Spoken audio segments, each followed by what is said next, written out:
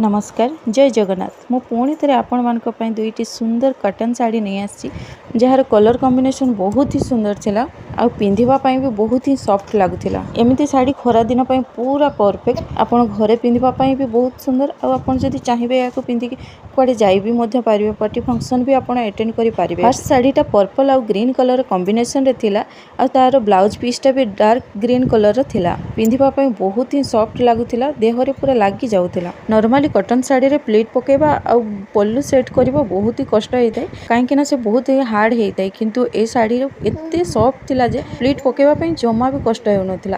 आउ ए सेकंड साड़ी रो colour combination बहुत ही unique थिला।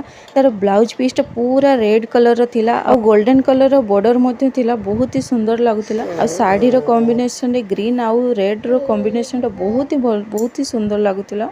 मते तो पर्सनली दुईटा जाक साड़ी बहुत ही पसंद आसिला। जदि आपण माने भी बाय करबा को चाहूचंती तेबे कमेंट रे लिख लेखंतु, मु आपन को डायरेक्ट डीएम को सेंड कर देबी। रहूची जय जगन्नाथ।